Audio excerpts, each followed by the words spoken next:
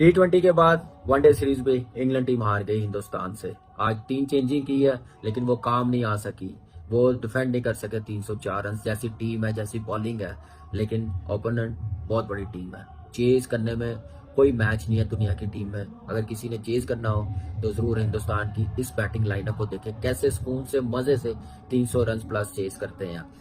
बहुत ही बड़ा मैच हुआ हिंदुस्तान मुकाबला इंग्लिस्तान, और हिंदुस्तान ने बहुत बुरी तरह फेंटा लगाया इंग्लैंड को, और इंग्लैंड बहुत बुरी तरह हारा इंडिया से, क्योंकि इंग्लैंड एक ऐसी ब्रांड ऑफ क्रिकेट खेल रहा है जो T20 का फॉर्मेट है वो 50 ओवर्स में ले आए। यार यहाँ पे कौन इनिंग्स बनाएगा, कौन रन बॉल खेलेगा, कौन कंस्ट्रक्ट करेगा इनिंग्स, कौन एंकर करेगा, कौन स्लॉगिंग करेगा। वो T20 वाला दिमाग उठा के आप 50 ओवर्स में आ गए और वर्ल्ड चैंपियन थे। और दिस बैस बॉल क्रिकेट ये टेस्ट मैचेस तक ठीक है, लेकिन वनडे को वनडे की तरह खेलना पड़ेगा, तभी समझ आ रहे थे। तो लेकिन अब शामी के आने से आपकी बॉलिंग का जो आउटलेट है, टेम्पलेट है, बिल्कुल चेंज हो गया। I think Shami is a great sport. आज तो बिल्कुल अंधा कर दिया। I think Jadeja, Kuldeep, again ये तो एक रूथलेस बॉलिंग अटैक बनता जा रहा है। मेरा ये ख्याल है कि शामी को नए बॉल से बॉलिंग करानी चाहिए। मुझे ये लगता है कि नया बॉल उनको देना चाहिए, और बुमराह के साथ अगर वो ये कर रहे हैं पेस अटैक, तो नया बॉल आज उनको करना अगेन बहुत ruthlessly. This guy is different, because it makes look batting so easy. You know, कोई भी सिचुएशन हो, कोई भी बॉलिंग अटैक हो, बड़े आराम से शॉट मारता है। ये ऐसा बैटर है कि 5 बॉलर्स होते हैं ना ऑपोजिशन में, तो 5 को पीटता है। जो बाकी वसीम भाई ने नाम लिए हैं ना, वो 5 को नहीं मारते, वो 3 को मारते हैं, फिर छठे 7वें को मारते हैं, ये 5 को मारता है। ये ऐसा इसलिए गेम का वो क्या कहते हैं हम पंजाब में, टेम्पो ही चेंज कर देते हैं आते ही। हाँ जी, टेम्पो वो बॉलरों को या ऑपोजिशन को परथू अपने पड़ जाते हैं। वो हम लोग स्कूल जाते थे ना, तो अरबी के जब टीचर आते थे तो असी सीधे हो जाते थे। ये वो वाला हिसाब है। ये जब सेट हो जाए ना तो फिर ऐसे लगता है अरबी का टीचर आ गया। हमारा मैथ का होता था। मेरा भी मैथ का ही होता sir Lal Deen. And then Shubman Gill, हमें लगा कि उनकी बड़ी फ्लैट परफॉर्मेंस। अरे दीवानों मुझे पहचानो, कहां से आया मैं हूं कौन। रोहित शर्मा एक आईसीसी इवेंट से पहले शतक लगा के फॉर्म में आ गए हैं, और बाकी टीमें अपनी खैर मना लें, क्योंकि जब हिटमैन अपनी आई पे आते हैं तो फिर वो नहीं देखते कि सामने कौन सा बॉलर बॉल डालने के लिए खड़ा हुआ है। ये 100 आना रोहित शर्मा के लिए भी और इंडियन क्रिकेट के लिए भी बहुत ज्यादा जरूरी था।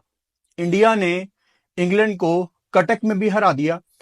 एक प्रेशर बड़ी देर से बना हुआ था रोहित शर्मा के ऊपर, फैंस की तरफ से, इंडियन मीडिया की तरफ से, और ऑब्वियसली इंडिया इतना बड़ा देश है, इतनी बड़ी पॉपुलेशन है, अगर यहां पे आप आउट ऑफ फॉर्म हो जाएं तो आपकी फिटनेस पे भी लोग बात करना शुरू कर देते हैं। एक्स क्रिकेटर भी कभी आपका नाम लेते हैं, कभी नहीं, लेकिन आपको बात लगाना शुरू कर देते हैं। फिर उनका वो इंटरव्यू मुझे याद आ रहा था बॉर्डर गवास्कर ट्रॉफी में, कि भाई मैं खेलने आया हूं इतनी दूर से, मुझे बैटिंग करनी है, मुझे रन्स करने हैं। तो वो काफी कुछ बिल्डअप हो रहा था। इसीलिए आज जब उन्होंने 100 लगाया, 119 रन्स की बारी खेली, तो अपने 100 की सेलिब्रेशन में आपको बहुत ज्यादा वो एक्साइटेड नजर नहीं आया था। वही हुआ। मैं तो पिछला जब मैच था, मैं तो हाथ जोड़ के रिक्वेस्ट कर रहा था कि भाई साहब प्लीज प्लीज भाई साहब 23 तारीख तक फॉर्म में ना आना, बस 23 तारीख तक फॉर्म में ना आना, ये तो हाथ जोड़े थे आगे।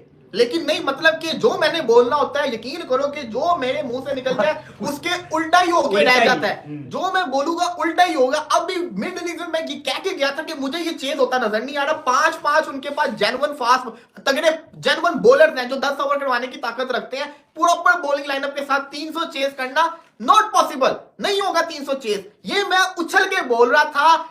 इंग्लैंड की टीम को तो डूब जाना चाहिए। इतनी गंदी परफॉर्मेंस, गंदी बैटिंग, उससे भी ज्यादा खतरनाक किस्म की जो आज बल्लेबाजी में देखने को मिली है रोहित शर्मा के बल्ले से, जो रोहित शर्मा ने किया है आज, मैं आपको लफ्जों में बयान नहीं कर सकता। कि जहां पे मुझे लग रहा था कि टारगेट चेज नहीं होगा, पकड़ के उसके जब तक वो खेला था ऐसा लग रहा है 40 ओवर में टारगेट हो जाएगा। यहां 304 को कुछ समझते ही नहीं है। एक तरफ ये पाकिस्तान की टीम है जो 330 को इन्होंने 1030 रन बना दिया था, रो रो के ये लोग मुश्किल से 250 तक पहुंचे। एक तरफ ये भारत की टीम है कि मतलब के 300 को वो लोग 44 ओवर के अंदर चेस कर रहे हैं, मतलब कि क्रिकेट को मजाक बना दिया। अब आते हैं जरा पहली बात के ऊपर। जिसका डर था वही हुआ, जिस चीज का डर था वही हुआ। Rohit Sharma is back in form. Rohit Sharma form में वापस आ गया और ये खाली फॉर्म में नहीं आया, ये एक 20 फॉर्म तबाही फॉर्म के अंदर वापस आया है। 30-40 करता सही था, 50 कर लेता कोई मसला नहीं था, पकड़ के 119 मार के चला गया।